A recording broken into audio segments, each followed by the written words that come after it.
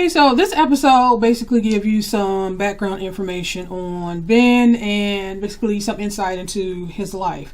So, it did do a brief recap of the previous episode when they were at the event, and of course the confused look on his face when Devi stood up and said she wanted to nuke the U.S. and the whole thing. The U.S. has shown they can't be trusted with sensitive information, and if left to their own devices. And it showed what happened after, he got home. As soon as he walked through the door, his mom had her suitcase and she was on her way over to some retreat. So she barely spoke to her son. Hey, sweetie, no time to talk. I'm going to a self-actualization retreat in Santa Barbara. And he felt some kind of way. He was like, wait a minute, didn't you just go to the same retreat last month? And she was like, oh no, this was a different retreat and this is something different that's supposed to help me better myself so I can be a better mom to you. So his parents are basically ain't shit. I mean, that's what it is. They're never there. They're never around, and he spends most of his time alone or with their housekeeper, Patty. So Ben's mom and dad had a very unique parenting style in that they did none of it.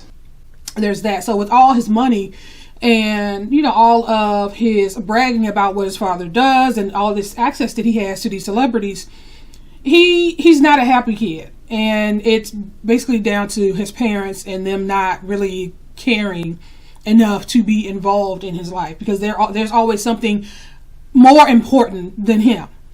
So after, he said his goodbyes to his mom, it kind of gave you like what he does throughout the day. And he did some blogging. David S. Pumpkins and his Beat Boy skeletons. And then he, you saw him try to shoot the basket, some basketball. He never made a shot. He was playing some video game and later that night, the one thing that he was excited about was this basketball game that he was supposed to go to with his father. And so, he ended up sending his father a text, basically letting him know how excited he was. And the dad was like, he's gung-ho and he's excited about it as well. And so he went to bed happy, expecting that the following day that he would be able to get this quality time with his dad at this basketball game. Fantastic. Sounds like we're in for a hell of a game, buddy. So the following day at school, he went over to talk to his girlfriend, Shira. She was with her friends. And he was asking her if she was, ready to go she was going to hang out with him later that night. And she said, basically was like, well, I can't. She told one of her homegirls that she would go to some brow sculpting pop-up that's supposed to happen. And just the way that she talked and her facial expression is like, girl, I just want to slap her or punch her. I don't know. She just had one of those faces and one of those voices that was just so...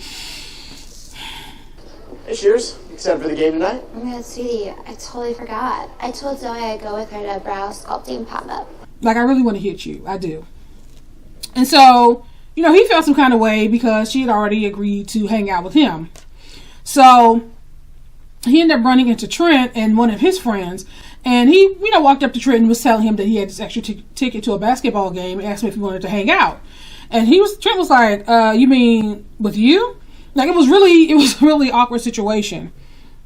But Trent was like, it's because we're not really friends like that. And he was like, telling Trent, like, I've known you since 3rd grade. But wouldn't that be weird? Because, we're not really friends with you. Come on, I've known you since kindergarten.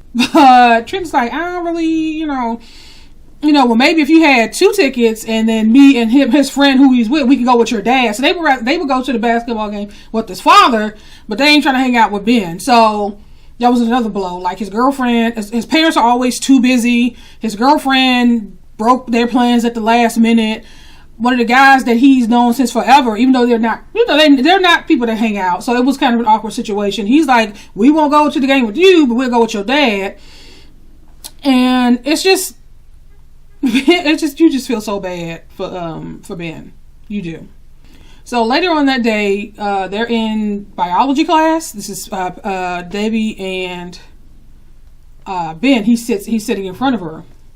And so he turned around and he was telling her that he had this extra basketball ticket, this ticket to this game, but it's available for someone who's wants to apologize for what happened at the UN or something to that effect.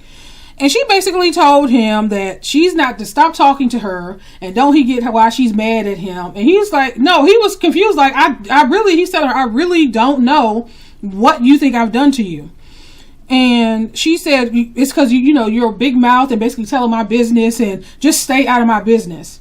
Stop talking to me. Don't you get that I'm mad at you? No, okay, I don't get it. What did I even do that was so terrible? So still not taking any responsibility for this whole situation that she created. And so she's still mad at Ben. So we go back to Ben's house, and he's sitting there dressed, ready to go. And of course, his dad sends a text saying that he can't even call his son. He couldn't be bothered to pick up the phone and call his son to talk to him, knowing that he was excited about this game. And he sent him a text basically saying that, it's this contract that he's trying to iron out, and that he's not going to be able to make it. Hey, buddy, I'm so sorry. I don't think I'm gonna make it tonight. This Kanye deal is really complicated. So in the end, Ben ends up asking Patty, wanting to give the tickets to Patty, their housekeeper, who she has two sons, I believe, to give to her sons. And so she was like, well, no, what if I go with you? Because she knew that he was excited about going to the game. So she was like, since your father can't make it, I'll go with you. And so, why don't we go together? I can bring a Ziploc bag with frozen grapes in it. well, he was like, no. He made up an excuse, like, I have this stuff, all this work that I need to do. And he made excuses for his dad. My dad is busy as well. And so she was like, well, why don't we just stay here, and I can make, we could do something here and watch the game. And he was, still just like, what, no, just, you can take the tickets and you guys can go to the game. And so she took the tickets, and of course she was excited, she was happy that, she would be able to go to the game and take her kids with, her children with her. But it's like, how in the world does a housekeeper have more compassion and insight into your own child? It's like, okay, anywho. So Ben, with all his intelligence, he likes to blog, and so he was watching. He got a recap on the game, and it talked about how this lady gave some frozen grapes to Billy Crystal or something to that effect, and he typed, "That's my housekeeper," because when she agreed, she said, "I can go with you to the game, go with you to the game, and I could take like a Ziploc bag or something." So he was like, "That's my housekeeper." And so some person said, "Are you the person that be posting on the Rick and Morty blog or something like that?" And so he, with all his smarts, he decided to meet a complete stranger. LMAO saying, "Yo, I'm hitting up North End Pizza in Burbank to watch a game if you want to come through." So of course he got there. And this weirdo stands up and yells out his screen name, Areola something. And so he's looking at this. This is a middle-aged man. He thought he was talking to somebody his own age. Areola Grande 007? Areola. Hey, it's me, the real Pickle Rick 69. And obviously things got weird. And so he got up and left. And the weirdo was stayed there and ate the pizza. I'm like, but with all your book smarts, you should know not to go and meet a complete stranger offline. But that goes to how lonely he was. He just didn't want to be alone. And he made what could have been a very costly decision. But he got up and he left. So the following day at school, Ben is just going through, you can kind of see that he's just out of it. He don't really want to be there. So something happened that I was like, okay, wait a minute, what the hell? So as he was walking down the hall, Ben has this pimple on his chin that seemed like it's getting bigger by the minute. So Trent, the same guy that didn't want to, we're not really cool, and he wanted to go, he would rather go to the basketball game with Ben's dad and not Ben. He walks up and slaps the piss out of him. And he's like, oh, I thought that was a bug on your face, even though there's this bright red pimple on this boy's face. He slapped the piss out of him. And I'm waiting for Ben to do something. Ben was like, oh, okay. He was just so taken off guard and confused. Like, he just didn't care. He was that out of it. And so he said, well, it was a good thing that I hit you so I could bring attention to, that I forget what he called it, that's growing on your face. And so he ended up going to Nalini. This is Davy's mom. She's a dermatologist.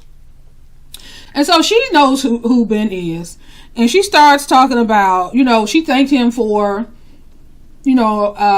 pushing Devi to be better, because like I said, they've been rivals since forever, and so they're always trying to one up each other, which is, you know, each other's motivation to do better in school. And so she was kind of thanking him for that, and he was like, well, actually, you know, she prompts me to do better as well. She was like, yeah, every night at dinner, she was like, oh, Ben did this and Ben did that and da. And of course, you know, he kind of got started talking, and he was like, wait a minute, you guys have dinner together every night? And she said, of course we do, we're family.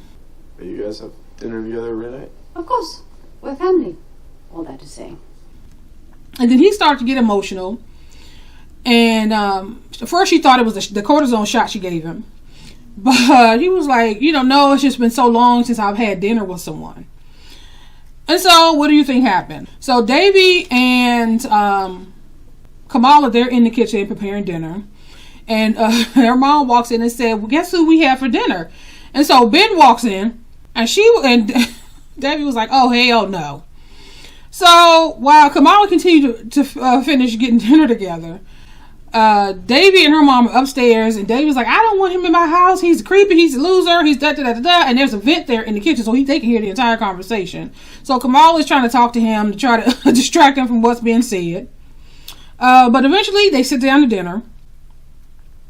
And the mom ends up asking, you know, Devi what she learned in school that day, and she responded. And then Kamala said something about, you know, groceries, and if you forget your credit card, then I learned that the cashier will pay for your groceries and give you their telephone number so that you can call them and make sure, so they can make sure you got home safe. So Nalini ended up asking Ben about the UN model thing they had. And so she was like, oh, it was, you know, this last minute trip.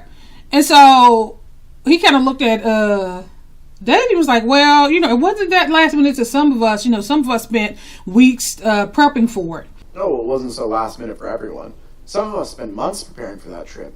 You saw Devi's face. Like, at that moment, he could have really stuck it to her because she was being such a bitch to him for no reason. But he decided that he wasn't. He was like, yeah, you know, but Devi came in and she blew away the competition, and it ended on a good note. So he didn't throw her under the bus, even though he would have had every right to do so. Nothing bad. She just brought a lot of passion to her role as Equatorial Guinea.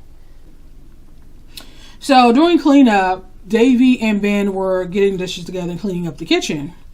And they talked a bit. And, you know, he did talk about feeling like, you know, his father talked about his father's neglect and his, you know, girlfriend Shira using him. Like, his father never has time for him, and his girlfriend's only with him because he has money. No matter how many points I score, my dad always ignores me, and my girlfriend only likes me for my money. And she started talking about Paxton. And he apologized for saying, you know, blabbing about Paxton, and then she eventually told him the truth that her and Paxton never slept together. Well, maybe if I kept my mouth shut, then you guys would have had a chance. I never had sex with Paxton.